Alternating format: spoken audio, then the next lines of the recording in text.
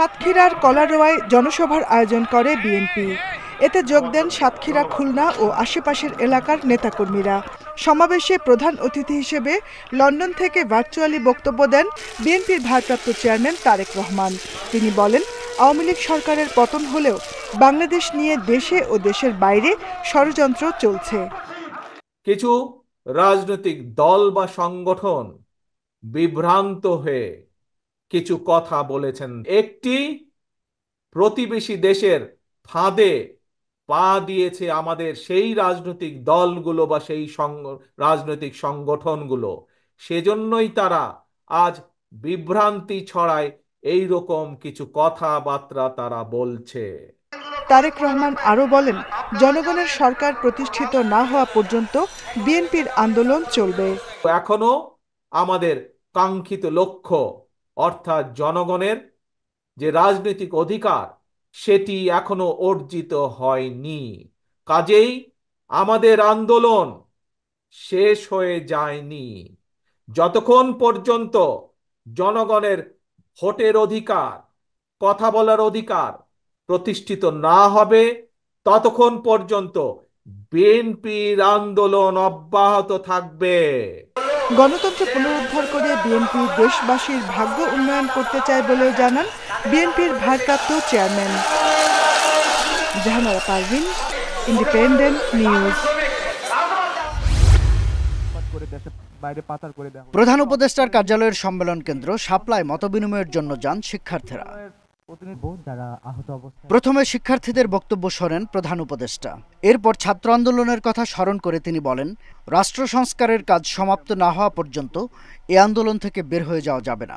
Doctor Yunus বলেন, এই প্রতিজ্ঞা থেকে বের হওয়ার সুযোগ নেই।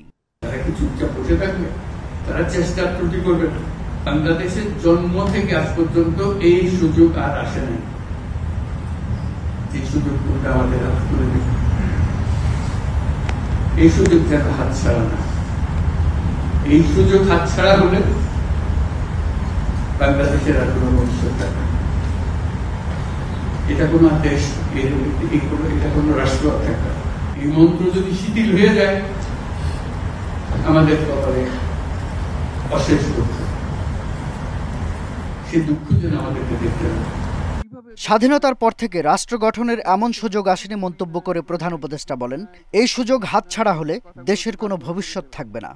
কারো কোনো ইচ্ছা নাই এই স্বপ্ন বাইরে যাওয়া, এই স্বপ্ন বাস্তবায়ন করাই আমাদের সার্বক্ষণিক কাজ। তবে ভুলক্রমে যদি আমরা সীমা অতিক্রম করি কোথাও, আমাদেরকে সঙ্গে সঙ্গে জানিয়ে দেয় আমরা একযোগে একসঙ্গে এই কাজে নামলাম এবং এটাকে ইনশাআল্লাহ সফল করব। প্রধান উপদেষ্টা বলেন, দেশকে এমনভাবে গড়তে হবে যাতে বিশ্বে সম্মানিত রাষ্ট্রে পরিণত হয়। তারা সবাই বলছে যে আমরা। শাহাদাত স্বপন, ইন্ডিপেন্ডেন্ট নিউজ, ঢাকা। অপ্রত্যাশিত ঘটনা মোকাবেলায় নিজ দেশের সামরিক বাহিনীকে প্রস্তুত থাকতে বলেছেন ভারতের প্রতিরক্ষা মন্ত্রী রাজনাথ সিং।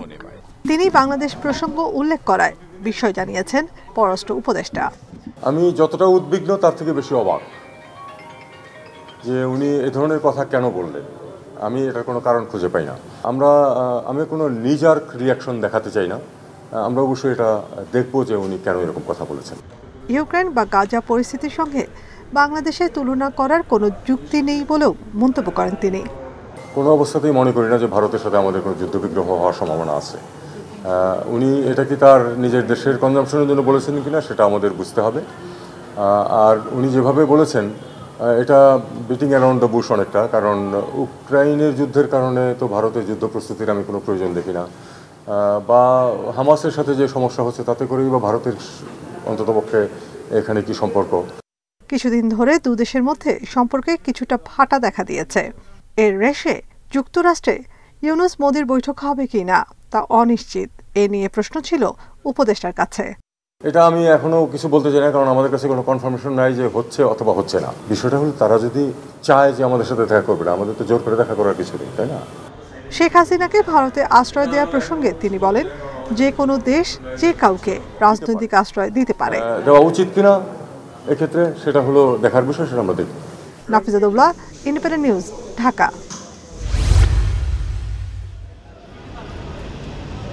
দুর্নীতি, অনিয়ম ও লুটপাট, নামে বেনামে ঋণ ও পাচারের কারণে রুগ্ন অবস্থায় দেশের বেশ কয়েকটি ব্যাংক। দেশের ব্যাংক খাত পুনর্গঠনের অংশ হিসেবে বাংলাদেশ ব্যাংক এখন পর্যন্ত 11টি ব্যাংকের পর্ষদ ভেঙে দিয়েছে। অনিয়ম পেলে আরও কিছু ব্যাংকের পর্ষদ ভাঙা হবে। ব্যাংক খাতের সামগ্রিক অবস্থা জানাতে সংবাদ সম্মেলনে গভর্নর জানান, দেউলিয়া অবস্থায় আছে দেশের অন্তত 10টি ব্যাংক। অনেক ব্যাংক দেউলিয়া হয়ে আছে, কিন্তু আমরা কাস্টমারের স্বার্থ রক্ষা করব। এই ব্যাংকগুলোকে আমরা ঘুরিয়ে দাঁড়াতে সাহায্য করব এবং ইনশাল্লাহ ওগুলো ঘুরে দাঁড়াবে। দরকার হলে মার্চ করব, কিন্তু কাস্টমার আলটিমেটলি ক্ষতিগ্রস্ত হবে না।